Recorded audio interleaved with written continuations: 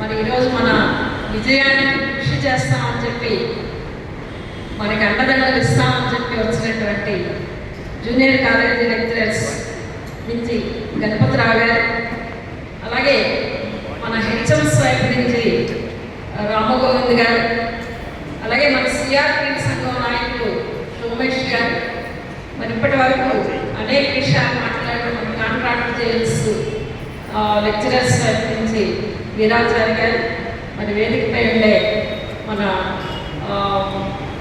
జిల్లా నాయకులు, అలాగే పెద్దకేరు జిల్లా హెడ్ మాస్టర్ గారు, ఫ్రెండ్స్ మీకు అందరికీ పేరు పేరున నమస్కారాలు తెలియజేసుకుంటున్నా. నాకు చాలా ఆనందం కలిగించినటువంటి విషయం ఏంటంటే గవర్నర్ గారు ఒక మంచి పాటతో ప్రారంభించారు. ఆ పాటను మనం అందరూ నిజం చేసుకోవాల్సినటువంటి కర్తవ్యం మన మీద ఉంది అని చెప్పి నేను తీసుకొస్తున్నాను. ఆయన కళాకారులు చాలా సృజనాత్మకతతో ఒక గంట 2 గంటల్లో ఆ రకమైనటువంటి కళాకారులు ఎప్పుడు అలాగే ఉంటుందో, అయితే ఆయన మరీ ఇంత ప్రత్యేకమైన కళాకారులు. ఓకే, చాలా విషయాలు మురళీ గారు మాట్లాడారు, అందుకని నేను ఆ విషయాలన్నింటితోనికి ఆ ఫోను రిపీట్ చేయలేదు. ఇప్పుడు ఒక పెద్ద సమరం, అదే సమరంలో ఎవరు ఎవరి వైపు ఉంటారు అనేటటువంటిది తెలుసుకోవాల్సినటువంటి ఒక సమయం. మనది ఎప్పుడు మీకు అందరికీ తెలుస్తుంది, విద్యారంగాన్ని కాపాడుకోవడం కోసం అటువంటి విస్తారంగా ఉండేటటువంటి విద్యారంగంలో పనిచేస్తున్నటువంటి అనేక రకాల మేనేజ్మెంట్లో పనిచేసే ఉపాధ్యాయులు, అధ్యాపకులు, అలాగే కాంట్రాక్టు ఎంప్లాయీస్, కాంట్రాక్టు లెక్చరర్స్ అందరి యొక్క హక్కులని కాపాడుకోవడం కోసం ఒకవైపు మనం పోరాటం చేస్తాం, రెండో వైపు సినారే కూడా మనం అందరం గమనించాల్సినటువంటి అవసరం ఉంది. ఈరోజు రాష్ట్ర విద్యారంగాన్ని అతలాకుతలం చేస్తున్నటువంటి విద్యారంగ రిఫార్మ్స్ కానీ, 117 జీవోకు సంబంధించినటువంటి ప్రత్యామ్నాయ అంశాలు కానీ చాలా ఆందోళన కలిగించేటటువంటి పరిస్థితుల్లో పోటీ చేస్తున్నటువంటి ఎమ్మెల్సీ అభ్యర్థులు ఎక్కడ మాట్లాడుతున్నారు అనేటటువంటి మనం గమనించాలి. ఇది చాలా కీలకమైనటువంటి అంశం. ఆనాడు ఈనాడు ఎప్పుడు కూడా 117 జీవోను రద్దు చేయాలనేటటువంటి అనేక రకాల ఉద్యమాలని ఎవరు నడిపారు అంటే మనమే నడిపాం. కొన్నింటిని పెద్ద పెద్ద పోరాటాలు చేసి కొన్నింటిని ఆపుకోగలిగాం. మీకు అందరికీ గుర్తుంటుంది, పార్వతీపురంలోనే పీడిఎఫ్ ఎమ్మెల్సీ 4 యాత్ర ప్రారంభించారు, బస్సు యాత్ర. ఆ బస్సు యాత్ర ప్రారంభించడానికి మనకు ఒక రకంగా చెప్పాలంటే అనుమతి కూడా ఇవ్వలేదు. రోడ్ల మీద భోజనాలు చేసేటటువంటి పరిస్థితులను మనం మర్చిపోలేదు. 3600 కిలోమీటర్లు బస్సు యాత్ర నిర్వహించి ఏ గ్రామాల్లో అయితే పేరెంట్స్ 3, 4, 5 తరగతులను కలపొద్దని చెప్పి ప్రొటెస్ట్ చేస్తున్నారో అటువంటి గ్రామాలకు వెళ్ళి వాళ్ళతో మాట్లాడి వాళ్ళ దగ్గర నుంచి రిజల్యూషన్స్ తీసుకొని విధాన మండలిలో మాట్లాడి ప్రభుత్వంతో ప్రొటెస్ట్ చేసి దరిదాపు 1000 గ్రామాల్లో మనం పాఠశాలను కలపనివ్వకుండా చేసుకున్నాము అంటే పీడిఎఫ్ ఫ్రెండ్ వల్లే సాధ్యం తప్ప ఇంకెవరి వల్ల సాధ్యం కాదు. మరి అది జరిగేటప్పుడు మిగిలినటువంటి ఎమ్మెల్సీ పాత్ర ఏంటి? ఎవరి వైపు ఉన్నారు? ప్రభుత్వాల వైపు ఉన్నారా? మన విద్యారంగం, ప్రభుత్వ విద్యారంగం వైపు ఉన్నారా అనేటటువంటిది మనం ఒక ప్రచార అంశంగా ఈరోజు ముందుకు తీసుకెళ్లాల్సినటువంటి అవసరం ఉంది. మరీ ముఖ్యంగా 15 రోజుల నుంచి అనేక రకాల ఎక్సర్సైజ్లు చేస్తూ 117 జీవోని రద్దు చేశామని చెప్పి ఒకవైపు ప్రకటిస్తూ రెండో వైపు ప్రత్యామ్నాయ విధానాలను తీసుకొచ్చి అత్యంత భయంకరంగా అమలు చేసేదానికి ఈ ప్రభుత్వం చాలా ముందుకి తీసుకెళ్తుంది. మనం చెప్తున్నాం ఫౌండేషన్ స్కూల్స్ లో 1-2 తరగతుల్ని కలపొద్దు అని చెప్తున్నాం. హై స్కూల్స్ లో +2ని రద్దు చేయొద్దని చెప్తున్నాం. హై స్కూల్స్ లో సమాంతర మీడియంలు మీరు పెట్టాలి అని చెప్తున్నాం. కానీ 3 అంశాలు ఎందుకని ఈరోజు ప్రభుత్వం రద్దు చేస్తుంది? రద్దు చేస్తే వచ్చేటటువంటి నష్టాలు ఏంటనేటటువంటి ఈరోజు మనం ఒక ప్రచార అంశంగా ముందుకు తీసుకెళ్లాల్సిన అవసరం ఉంది. కనుక 117 జీవో ఇంత అకలాకుతలం చేస్తుంటే ఎవరు మాట్లాడుతున్నారు అనేటటువంటి విషయాన్ని మనం డిబేట్ పెట్టాలి. మన ప్రభుత్వ విద్యారంగం బలోపేతం కావాలన్నా, నాశనం అయిపోవాలన్నా, ఆ రంగంలో పనిచేసేటటువంటి మన ఉద్యోగుల యొక్క ఉపాధ్యాయుల యొక్క హక్కులు హరించాలన్నా కారణం ఏంటి అంటే ప్రభుత్వ పాలసీసే అని చెప్పి మనం ముందుకు తీసుకెళ్లాల్సినటువంటి అవసరం ఉంది. ఆ రకమైనటువంటి ప్రభుత్వ పాలసీస్ని ఎవరు ధైర్యంగా తీసుకెళ్తారు అంటే అది ఒక్క మనమే తీసుకెళ్తామని చెప్పి తీసుకెళ్ళాలి. అండ్ నేను ఈ మాట ఇంత ఎక్కువసేపు ఎందుకు చెప్తున్నాను అంటే చాలా స్కూల్స్కి ఇప్పుడు తిరుగుతున్నాను. అందరూ చెప్పేటటువంటి మాట ఒకటే, మిగిలిన సమస్యలు ఎలా ఉన్నా సరే ఈ 117 జీవో వల్ల వచ్చేటటువంటి ఇబ్బందులను మాత్రం మనం రద్దు చేయించుకోవాలండి అని చెప్పి చెప్తున్నాను. అంతే కదా, గతంలో అమలు చేసేటప్పుడు దరిదాపు 32,000 పోస్టులు మిగులు పోస్టులుగా చూపించి రేషనలైజేషన్ చేశారు. దరిదాపు 3 లక్షల పైచిలకు పిల్లలు ఇటు ఎలిమెంటరీ స్కూల్లో లేక, అటు హై స్కూల్స్లో లేక ప్రైవేట్ స్కూల్స్కి వెళ్ళిపోయారు. ఇప్పుడు కూడా మీరు ప్రత్యామ్నాయం అనేటటువంటి అంశాలు ఏవైతే అమలు చేయబోతున్నారో ఈ క్రమంలో జరిగేటటువంటి పరిణామం ఏంటంటే మరో 15,000 పోస్టులు జూన్ నాటికి మిగిలి పోస్టులుగా చూపించేదానికి వాళ్ళు రంగం సిద్ధం చేస్తారు. మరో 50-60 వేల మంది పిల్లలు బయటికి వెళ్ళిపోయడానికి ఈరోజు రంగం సిద్ధంగా ఉంది. ఇటువంటి నష్టాన్ని అడ్డుకునేటటువంటి పని మన ఎమ్మెల్సీ ఎన్నికలని కాదు, ఒక పెద్ద ప్రయత్నం చేసి ఆ స్కూల్స్ని రక్షించుకునేటటువంటి క్యాంపెయిన్ మన భుజాల మీద వేసుకుని ముందుకెళ్లాల్సినటువంటి అవసరం ఉంది. ఇదే మన ఎమ్మెల్సీ ఎన్నికల్లో మా వైఖరి అని చెప్పి మన ఉపాధ్యాయులకు చెప్పాల్సినటువంటి అవసరం ఉందని చెప్పి మీ దృష్టికి నేను తీసుకొస్తున్నాను. ఎందుకంటే ఎక్కడికి వెళ్ళినా ఒక ఆందోళన కలిగించేటటువంటి అంశంగా ఈరోజు భావిస్తున్నారు కనుక దాన్ని మనం తీసుకెళ్లాల్సిన అవసరం ఉంది. ఒకటో. రెండోది, మనం ఆర్థిక పరమైనటువంటి అంశాల వైపు మన వాళ్ళందరూ ఎదురు చూస్తున్నారు. సోషల్ మీడియా చూస్తే రేపు క్యాబినెట్ ఉందనగా ఈరోజే మన వాళ్ళందరూ సోషల్ మీడియాలో బోర్డు మెసేజ్ పెడతారు. రేపు క్యాబినెట్ జరగబోతుంది, ఆ 2 డిఏని ప్రకటించబోతారు, బీఆర్సీ కమిటీ వెళ్ళిపోతారు అని మన వాళ్ళే ముందు పెడుతుంటారు. నిజానికి వాటికి ఉన్నా లేకపోయినా మనమే ముందు పెడుతుంటాం. కానీ క్యాబినెట్లో ఒక మాట కూడా వాళ్ళు మాట్లాడారు. మన మండలంలో ఈ మధ్య మీరు చూసుంటారు, బడ్జెట్ సమావేశాలు జరిగేటప్పుడు మన ఐ వెంకటేశ్వరరావు గారు ఆర్థిక పరమైనటువంటి అంశాల మీద ఒక వాయిదా తీర్మానం ఇస్తే ఆ వాయిదా తీర్మానం మీద ఒక 15 నిమిషాలు మాట్లాడారు. విధానంలో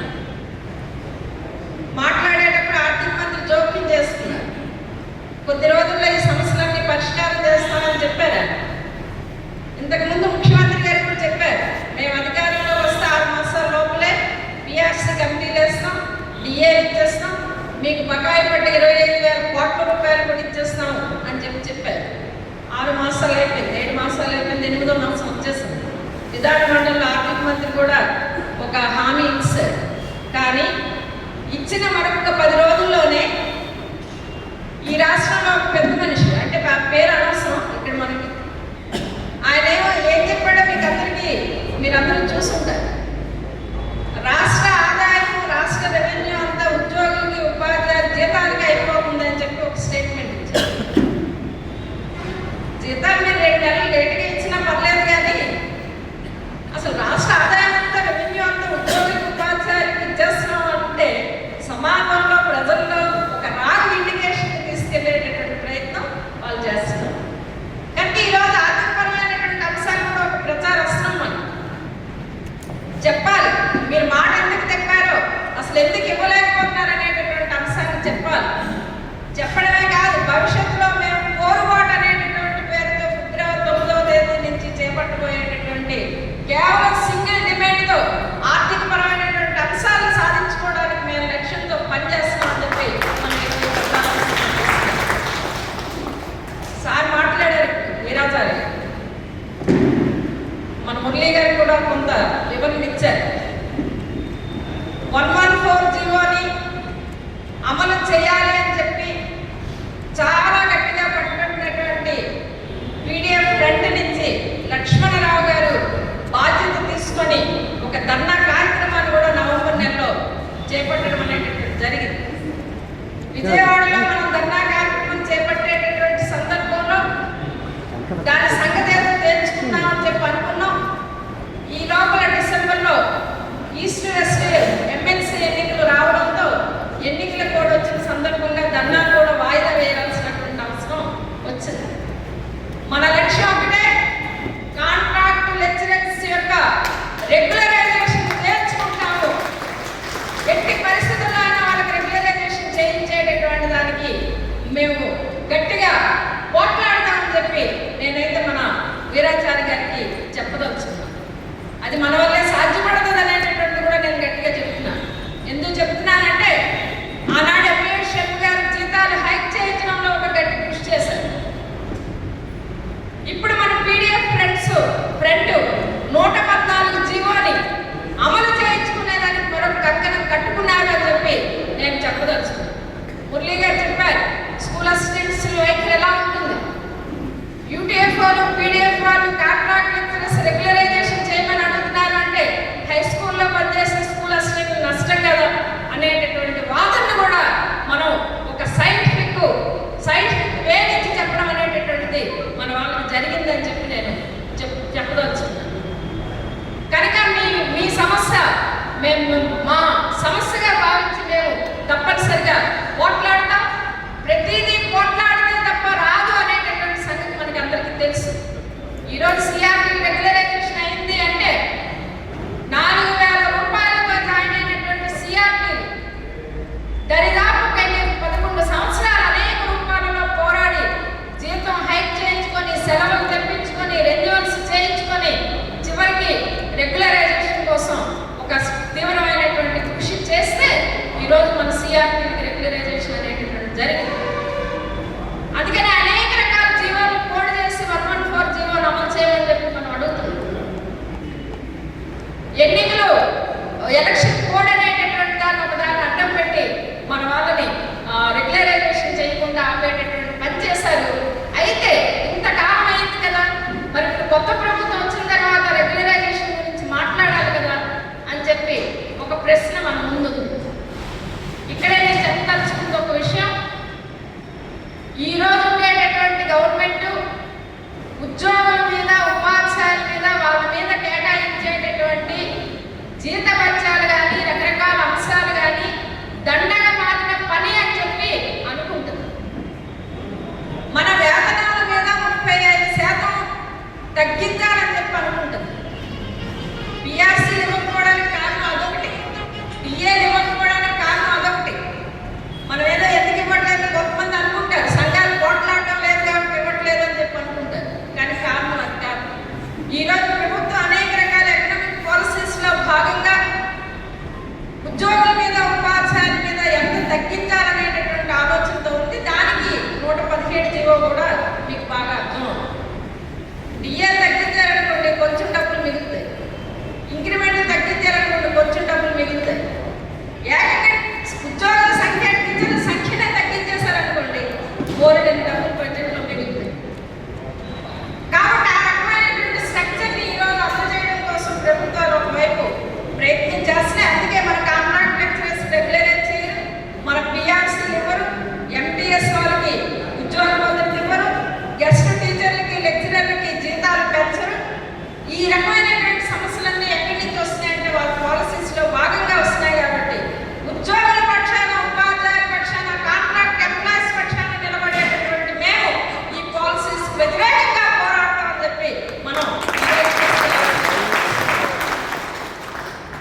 ఇది ఒక అంశం. మూడోది, మనమందరం అనేక రకాల ఆందోళనలకి ఈరోజు గురవుతాం. కావాలనే స్ట్రక్చరల్గా ప్రభుత్వం ఈరోజు ఏం చేస్తుంది అంటే చదువు తప్ప అన్ని రకాల పనులు చేయించేటటువంటి ఒక పనిలో ఉంది. ఎందుకు ఆ పని చేస్తుంది? ఎందుకు ఆ పని చేస్తుంది అంటే ఎలిమెంటరీ స్కూల్కి వెళ్ళామనుకోండి, హై స్కూల్లో కొంత అది కనిపించదు. ఎలిమెంటరీ స్కూల్కి వెళ్తే అక్కడ నిరంతరం ఏదో ఒక పనిలో కనిపిస్తారు టీచర్.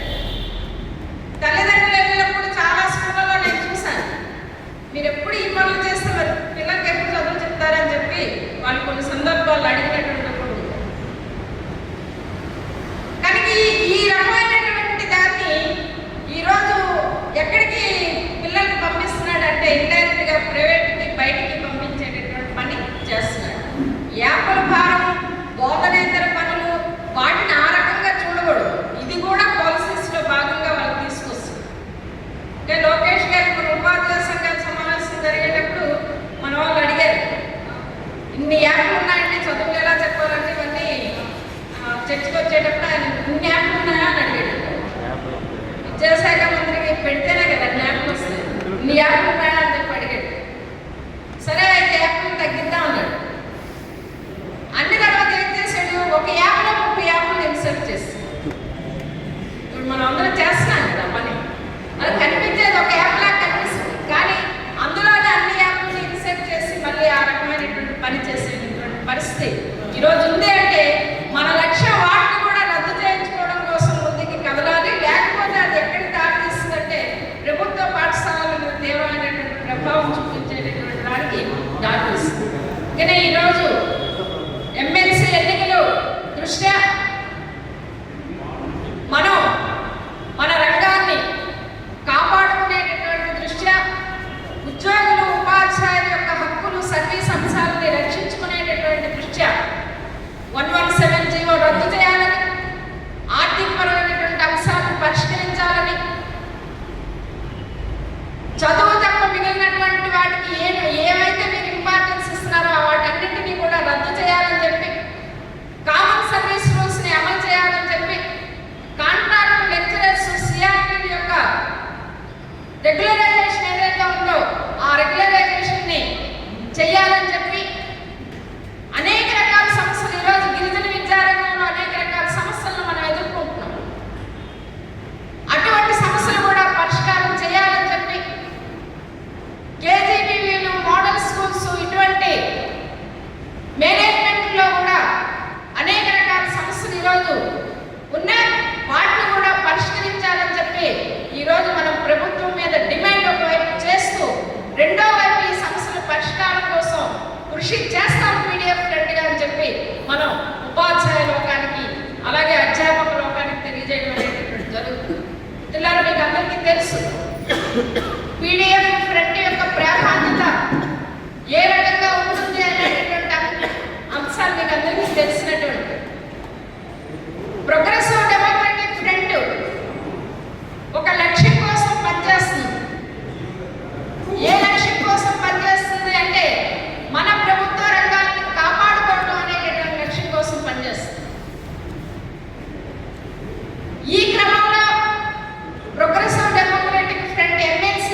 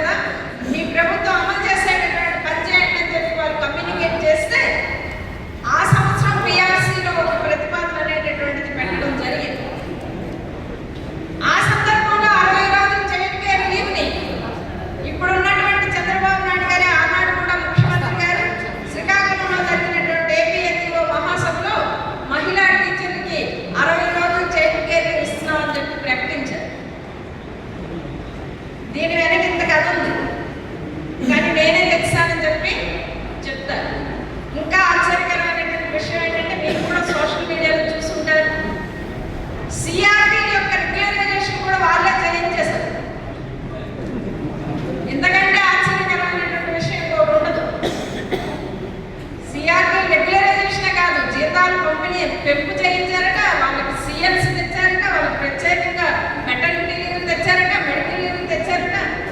మరి ఎన్ని పోరాటాలు చేశారో, ఎన్ని నిరాహార దీక్షలు చేశారో, ఎంత పోట్లాడారో ప్రభుత్వంతో ఎక్కడ మనకైతే దాఖలాలు లేవు.